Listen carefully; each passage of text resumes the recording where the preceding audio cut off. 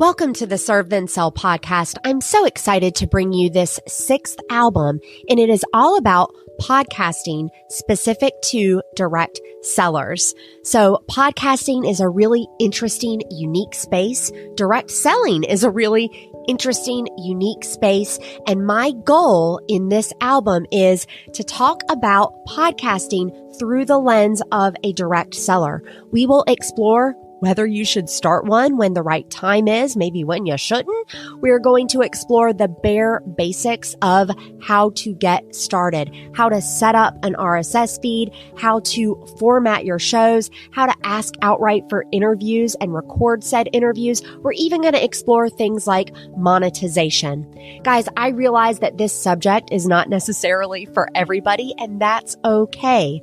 My goal with Serve Then Sell is to bring you unique ideas in content creation for your direct sales business, and this is one of them. If this isn't you, I will see you next time in album 7.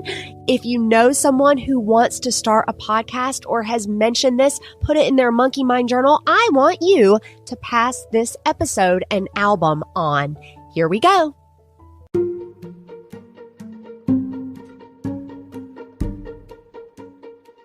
Welcome to Serve Then Sell. I'm so excited to talk to you today about microphones. I know that when you were thinking about a podcast, the very first thing you did was go to the Google machine and look at the different microphone options. So I'm going to assume that if you are listening to this, you have already done some due diligence online. I want to walk through 3 things that you can do to get the best microphone. These are purchasing considerations. I will also provide for you in the show notes some very specific brand and model recommendations, but think of this more as a features or a consideration checklist. Some microphones are simply better for podcasters, whereas others are going to be better for musicians or gamers. There are different types of microphones out there. So here's what you should look for. Number 1, a universal USB microphone. Unless you love gear, you need to choose a universal USB microphone. Here's an eye-opener. Not all microphones connect to a computer or laptop right out of the box. That's right. Raise your hand if you didn't know that. Okay, you can put it down. A lot of microphones are created with musicians in mind, and musicians typically aren't plugging their microphone into their laptop the way a podcaster would be. Now, in the last 5 years or so, USB microphone quality, it has come a long way. When I started in this space back in 2014, it was a big joke that you did not get a USB microphone because they didn't work. They were bad, you guys. And so largely based on the demand from podcasters and gamers, this is an entirely new space. And you guys, there are some really great low-cost options out there. Without getting too technical, I want to just give you an idea of the microphone connector type. So we just mentioned USB. You guys, this is just like anything else that you would plug into your computer with the thin rectangle plug. You're going to plug your microphone right into there. You're probably going to have a cord that connects to the microphone and then a USB outlet on your computer. But you guys, aside from that connector cord, there's no additional equipment needed. The second type of microphone, and this was a lot more popular and a lot more prevalent for podcasters, I would say until about 2018 or so, and that's an Xlr microphone. Now, I know I lost a few of you with this acronym, XLR, but essentially what you need to know about this is, unlike USBs, XLR microphones don't plug into your computer. Instead, they plug into what's called an audio interface. So it basically looks like a little rectangle piece of electronic that sits on your desk and accepts cords from different places. Now look, I have used both types. I like the USB experience because it's a lot more simple. And methinks if you're listening to this podcast episode. You want a simplified process. You've got a direct sales business to run as well. So it is true that audio professionals and big podcast production companies, they use XLR. You can take that to the bank. But I recommend that you get a USB microphone. It is the perfect choice for a new podcaster. And you guys, in my experience, the difference between audio quality, USB versus XLR, it's too slight for your average listener to notice. Once you've been in the podcast game for a while, yeah, you can absolutely tell. But most people, I would say 95% of people, are not going to be able to tell. So choose a USB mic. I also want to make a note that not all USB mics work on both Macs and PCs. So double check the fine print and make sure you're getting a universal USB, which typically means you can plug it in to any type of unit.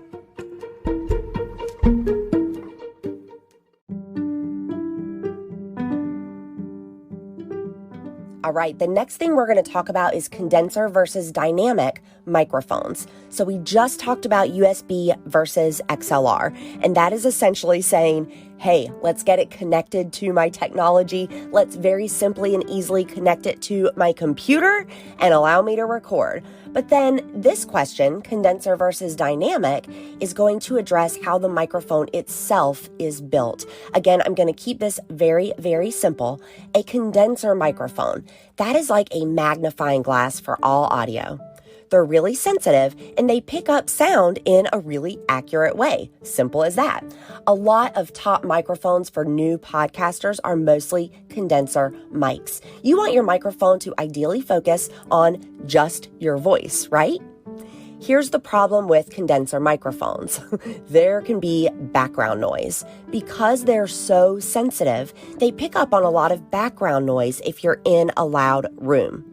Now, if you're recording in a quiet place, which is what I recommend, I like to recommend in a carpeted closet with a lot of things hanging. That is going to absorb sound. Additionally, you can put an app on your computer called Crisp, and that's with a K, K-R-I-S-P, which will filter out a lot of the background noise as you record. Nonetheless, if you've got the right recording environment, which we know is important, then a condenser mic is absolutely going to be right for you. What is a dynamic microphone? A dynamic microphone is typically used to record loud sounds at a narrower range of frequencies. So if you talk right into the microphone, they can absolutely be better for recording if you're in a loud place because they're not going to catch that background noise that a condenser mic would catch.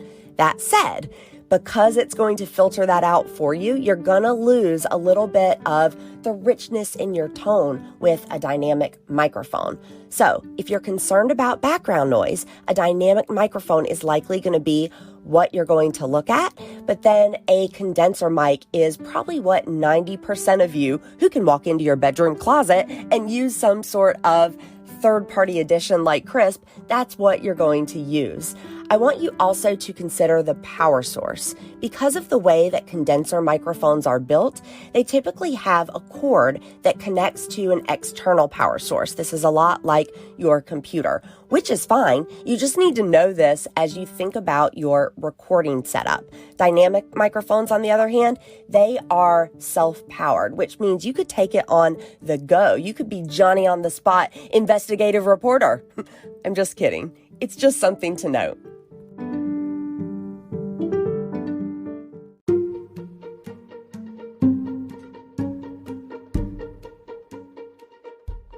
All right, here's where I'm going to talk about budget as well. So we talked about the type of microphones. Okay, Suze, tell me about a USB condenser microphone, right? That's what we've narrowed it down to for most of you. There will be some exceptions, which is why I wanted to walk through these features. You guys, you do not need to pay more than $150 for a microphone. That's a fact, Jack. Take it to the bank. The market has responded. I would say on the high end for a beginner, okay, for a beginner. I realize there may be somebody listening here and you've been doing this for a minute, so you're going to look at that $500 Rode or Heil microphone. These are two very good brands, but I think you can get away with it for less than $150. So the most popular microphone is probably the Blue Yeti USB condenser microphone. I am going to link show notes below. Of course, I'm going to put a photo of this in the notes. I guarantee you have seen it. I guarantee you know someone who uses this microphone, if not for a podcast, but some sort of other online, like recording courses or doing YouTube or something like that. I love this one because the setup is really, really easy. You can quite literally pull this thing out of the box. It's just like in the way that you can pull an iPhone out of the box and intuitively it works for you. That is what the Blue Yeti is going to do.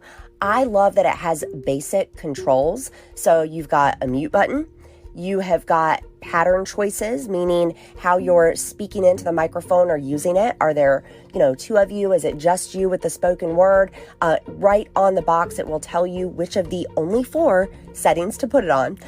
You can also adjust the gain, and then there's a headphone jack, so you can hear what you sound like. You do want to use a headphone with this microphone. Also, the Yeti comes on a stand, which means you're not going to need to buy one separately, which is an additional expense. You guys, this is the highest range you can get out of Amazon or Target or wherever for less than $150. I love this. There's also a dupe right now on Amazon. They're usually sold out of it, but it is really good and it will save you about $40. So we'll get you a Blue Yeti USB condenser type microphone for like $80. That said, they're typically sold out, so go ahead and set yourself up an alert for that one.